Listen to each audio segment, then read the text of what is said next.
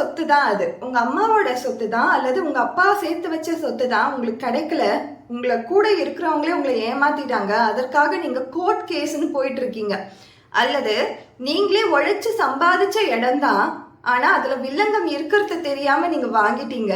ஒரு பெரும் பணத்தை அந்த இடத்துல போட்டுட்டீங்க.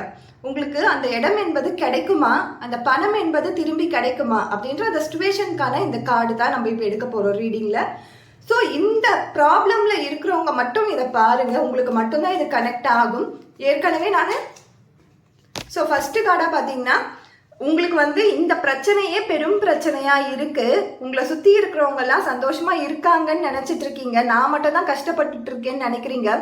ஆனாலும் அவங்களும் நீங்க கஷ்டப்படும் பொழுது கவலை தான் படுறாங்க, உங்க கூட இருக்கிறவங்களும் கவலை தான் படுறாங்க. ஆனா உங்களுக்கு தான் அந்த அழுத்தம் என்பது ரொம்ப பெருசா இருக்கு. இந்த பிரச்சனையால உங்க மனம் அழுத்தமும் பெருசா இருக்கு, உங்க உடலும் இதனால பாதிப்படைஞ்சிருக்கு.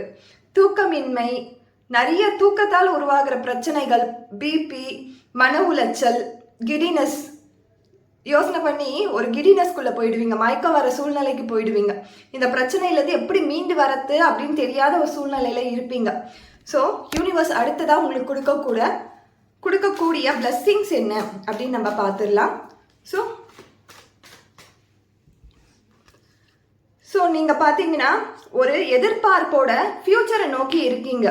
ஒரு காம்ப்ரமைஸ், ஒரு செட்டில்மெண்ட் பண்ணிட்டா கூட எனக்கு போதும், எனக்கு நான் வாங்கின இடம் தான், ஆனால் நானே வில்லங்கம் இருக்கிறது தெரியாம தான் வாங்கிட்டேன், இதற்கு கூட இன்னும் போராடுறதுக்கு எனக்கு தெம்பு கிடையாது, என்னோட பூர்வீக சொத்து தான், எனக்கு கிடைக்க வேண்டிய சொத்து தான், ஆனால் நீண்ட நாட்களாக நான் கோர்ட்டு கேஸுன்னு தெரிஞ்சிட்டு இருக்கேன், லாயருக்கே ஃபீஸ் கொடுக்க முடியாத சூழ்நிலையில தான் நானே இருக்கேன், எனக்கு ஒரு செட்டில்மெண்ட், ஒரு காம்ப்ரமைஸ் கிடைச்சிச்சுன்னா போதும், நான் அதை நோக்கி தான் என்னுடைய ஃபோக்கஸ்ட் இருக்கு அப்படின்னு நினச்சிங்கன்னா கட்டாயம் நீங்கள் இப்போ இருக்க சூழ்நிலையில் போய் காம்ப்ரமைஸ்க்காக பேசுங்க.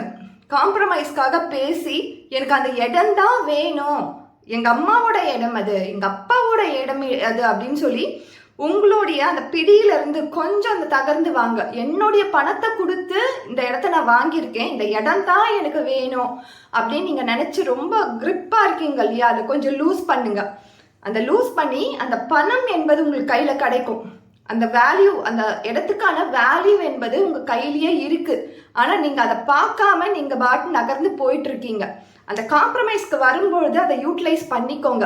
யூனிவர்ஸ் ஏன் இதை சொல்கிறாங்கன்னா, அந்த காம்ப்ரமைஸ்க்கு நீங்கள் யூட்டிலைஸ் பண்ணிக்கலன்னா இன்னும் நீண்ட நாட்களாக நீங்கள் அந்த கோபத்தோடையும் வருத்தத்தோடையும் தான் இருப்பீங்க. அந்த கோபம் என்பது உங்களுக்கு தனியாது, உங்களுக்கு மட்டும் இல்லை, அந்த பார்ட்னர் அந்த ஆப்போசிட் பார்ட்டி உங்களுக்கு போட்டிருக்காங்க இல்லையா கேஸ், அவங்களுமே அந்த கோபத்தில் தான் இருப்பாங்க. அந்த கோபம் என்பது தனியவே தனியாது. இன்னும் பல வருடங்கள் ஆனாலும் இந்த சிவில் கேஸ் என்பது உங்களை அதிலே தான் போராடிட்டு இருப்பீங்க. ஸோ காம்ப்ரமைஸ் அந்த விஷயம் உங்களுக்கு வந்துச்சுன்னா, இப்போ நீங்கள் இதை பார்த்துட்டு இருக்கீங்க, உங்களுக்கு கேஸ் போட்டிருப்பாங்க இல்லையா ஆப்போசிட் பார்ட்டி, அவங்க காம்ப்ரமைஸ்க்கு நான் வரேன் அப்படின்னாங்கன்னா அந்த இடத்த நீங்கள் யூட்டிலைஸ் பண்ணிக்கோங்க. உங்களுக்கு பணமாவாச்சும் உங்ககிட்ட அந்த இடத்துக்கு வேல்யூவேட் பண்ணி பணமாவாச்சும் உங்களுக்கு அந்த செட்டில்மெண்ட் சேரும். ஒன்று நீங்கள் இடம் தான் எனக்கு வேணும்னு நினச்சிட்டு இருந்தீங்கன்னா அது நீண்ட நாட்களாக நீங்கள் அது கூட போராடிக்கிட்டே தான் இருக்கணும். ஸோ அடுத்ததாக யூனிவர்ஸ் கொடுக்கக்கூடிய சைன் என்னன்னு பார்த்தீங்கன்னா, உங்களுடைய சொந்தக்காரங்க தான் அதை வச்சுட்டு இருக்காங்க, ஏமாத்திருக்காங்க. ஸோ அந்த இடம் எனக்கு வேணும்னு சொல்லி நீங்களும் போராடிட்டு இருக்கீங்க, அவங்களும் கொடுக்க மாட்டேன்றாங்க. பட் பணமாக உங்களுக்கு அது கிடைக்கும். அந்த பணம் என்பது உங்களுக்கு கிடைக்கிறதுக்கு வாய்ப்புகள் இருக்கு. இடமா இல்லைன்னா கூட காம்ப்ரமைஸ் அப்படின்ற அந்த விஷயத்தை நீங்கள் பண்ணுங்க. கொஞ்சம் உங்கள் லாயர்கிட்டையும் பேசி பாருங்க, கண்டிப்பாக ஒரு முடிவு என்பது வரும். இந்த மாதிரி எனக்கு இடம் தானே வேணும், இடம் இன்னும் 10 வருஷம் போச்சுன்னா டபுளாக விற்கலாம் இல்லையா அப்படிலாம் நினைப்பீங்க.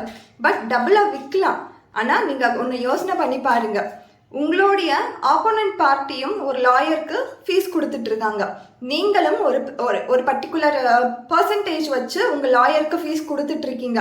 இது ரெண்டுமே நீங்கள் பார்த்தீங்கனாலே உங்களுக்கு புரியும் நீங்கள் எவ்வளோ நஷ்டம் அடைய போகிறீங்க அப்படின்ட்டு. நீண்ட நாட்களாக சிவில் கேஸ் போகும், 1 வருஷம் 2 வருஷத்தில் முடியாது. ஸோ ஃபஸ்ட்டு காம்ப்ரமைஸ் பண்ணுறதுக்கான வாய்ப்புகள் இருக்கான்னு பாருங்க. வாய்ப்புகள் இருந்துச்சுன்னா சொந்தத்தோட போய் இணைஞ்சு அதை பண்ணுங்க. உங்களை ஏமாத்தினவங்க தான் அவங்க, ஆனாலும் நீங்க பெரிய மனுஷதனமா நடந்துக்கோங்க. நீங்க வாங்கின இடம் தான், உங்களை ஏமாத்திட்டாங்க தான். ஆனா அந்த ஏமாத்துனதுக்கு ஈக்குவலான அமௌண்ட் உங்களுக்கு வரும்பொழுது நீங்க அந்த அமௌண்ட்டை வாங்கிக்கிறதுக்கு பாருங்க. நான் வாங்கின மொதல் இடம் இது, என்னோட உழைப்புல கிடைச்ச மொதல் இடம் அப்படின்லாம் நினைச்சிட்டு இருந்தீங்கன்னா அதற்கு ஒரு தீர்வே இருக்காது. ஸோ தீர்வை நோக்கி பயணம் பண்ணுங்க, தீர்வை நோக்கி உங்களுடைய எண்ணங்களை வைங்க, ஃபாஸ்டான ரிசல்ட் உங்களுக்கு கொடுக்கும்.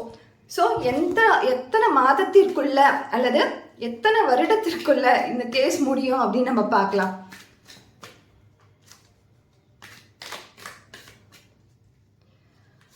ஸோ யூனிவர்ஸே பார்த்தீங்கன்னா ஒரு சைன் கொடுத்துருக்காங்க. இந்த சைனில் ஒரு 7 ஸ்டார்ஸ் இருக்கும், 7 ஸ்டார்ஸ் இருக்கும் இதில். ஸோ நீங்களும் ஒரு ஒரு ஒரு பாசிபிலிட்டியான வழியை பாருங்கள்.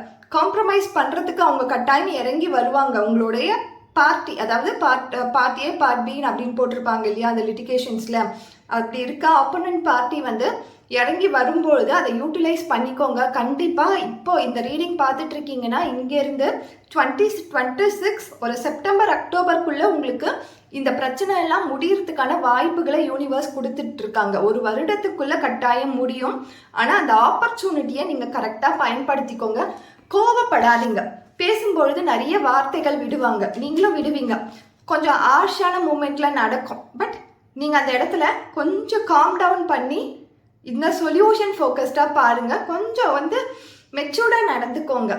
நீங்கள் எழுந்த இடமாக இருக்கட்டும், நீங்கள் வாங்கி ஏமாந்த இடமாக இருக்கட்டும், இது ரெண்டுத்துக்குமே நீங்கள் கோர்ட் கேஸில் போயிட்டு இருக்கீங்கன்னும் பொழுது அவங்க கட்டாயம் ஒரு காம்ப்ரமைஸ்க்கு வருவாங்க. அது வரும்பொழுது பயன்படுத்திக்கோங்க, கோவத்தை காட்டாதீங்க. Thank you so much.